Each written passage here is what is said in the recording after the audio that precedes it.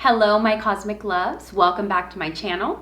My name is Stephanie, and if you're new here, I'm so happy that the universe led you to find this video. Today, I am filming this from Sedona, Arizona, in this incredible Airbnb that you guys are gonna see in another video. And today, I want to share just 3 quick lessons and intentions that came to fruition after my first ayahuasca retreat. So I had my first experience with Mother Aya back in June, and we are now in December, so roughly about 6 months ago.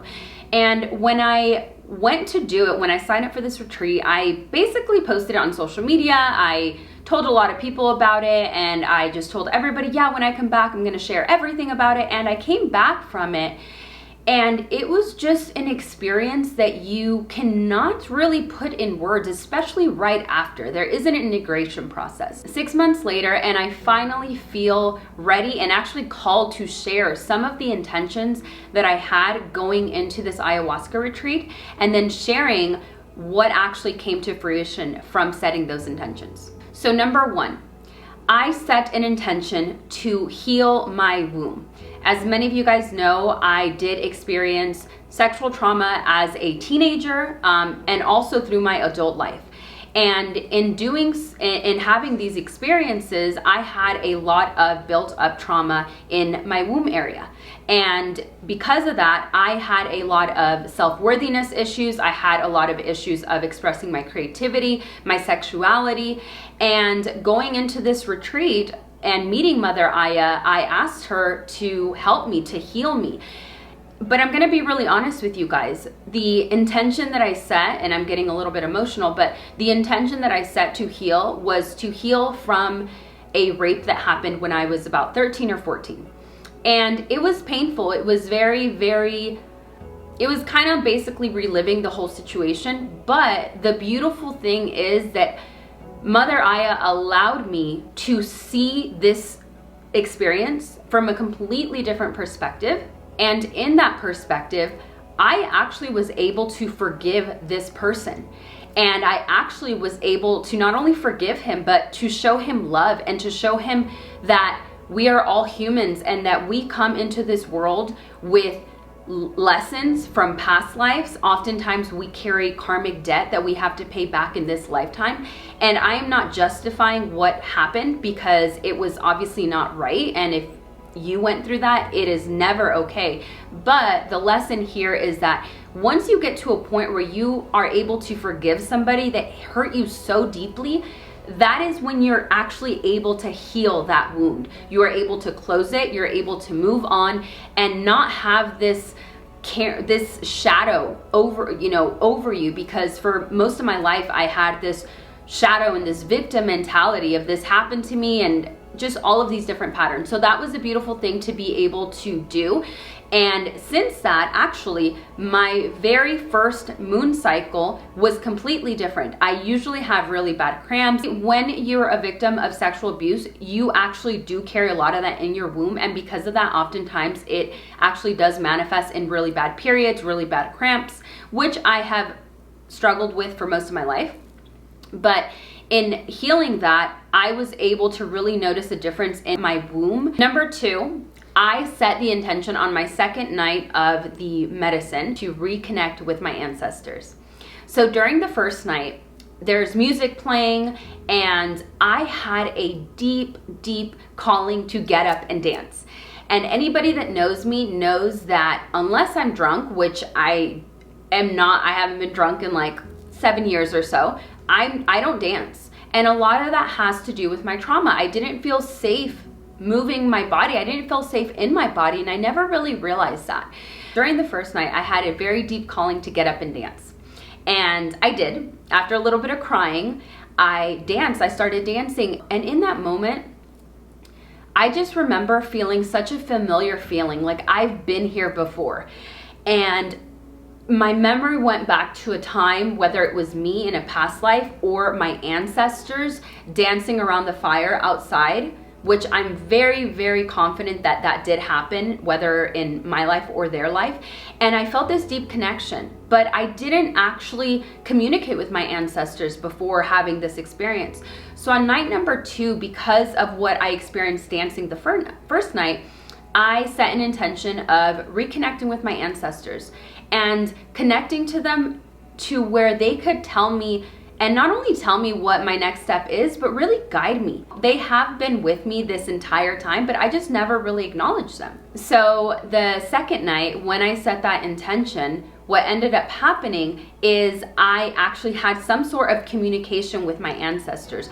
I don't really remember everything because it was more of a feeling, but this actually ended up manifesting after the retreat. So literally we came back from the retreat. I got my license plates for our car because we got a new lease.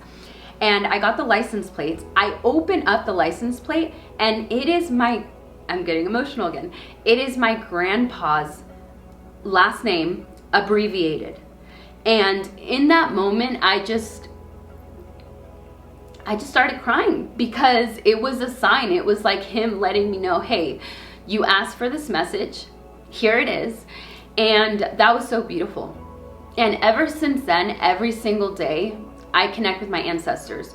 And I do it in my own way. There really is no right or wrong way. It's whatever, feels good to you. But I connect with them on the daily. And the days that I don't do it, I don't feel as supported.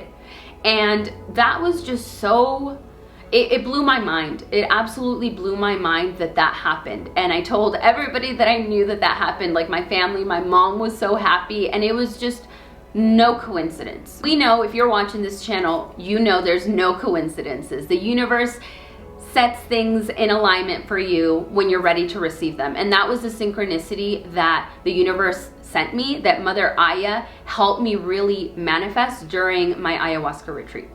And number 3, this was probably the most life-changing for me, simply because it's something that I desired so deeply and I almost didn't know what to do to make this happen.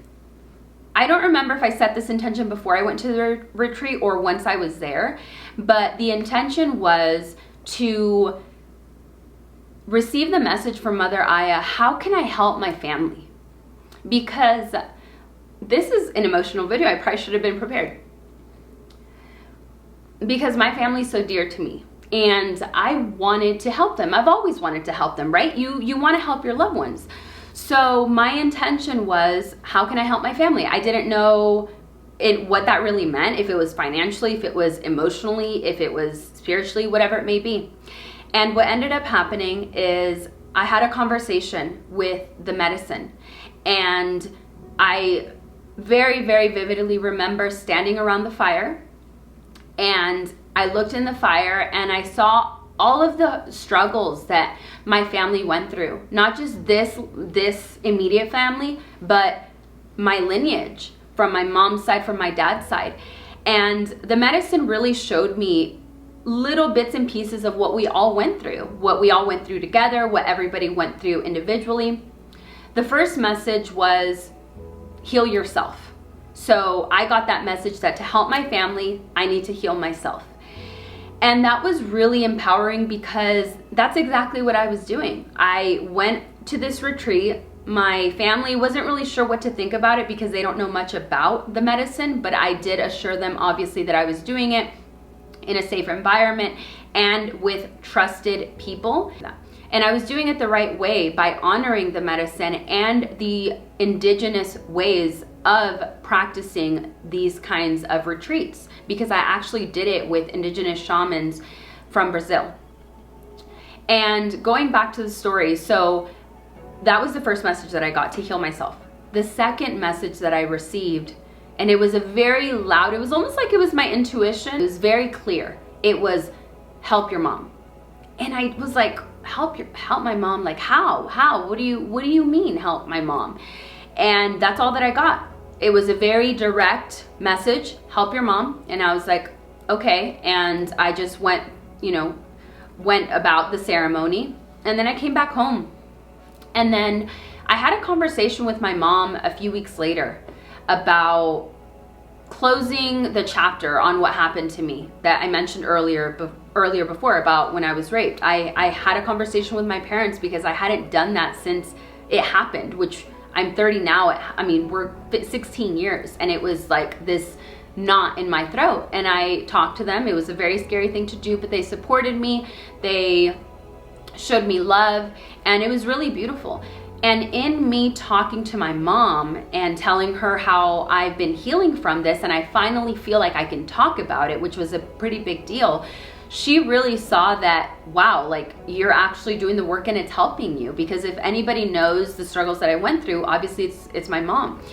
And she has always wanted to do her own healing work as well because of what she's gone through in her life. I mean, we've all gone through things that we can heal from. But also especially from her being an immigrant in Mexico, the way that she grew up in poverty, her family, everything that they went through. So for whatever reason, I simply shared my message with my mom, and she started to open up to me and tell me that she also wanted to begin her own journey. And to respect her privacy, obviously, I'll tell you that what ended up happening is that I offered her help. I told her, if you'd like, I'm happy to help you find somebody to get some help and begin your own healing journey. And she said yes. And that was amazing. Just to know that this was what Mother Aya was talking about. I'm gonna cut this part.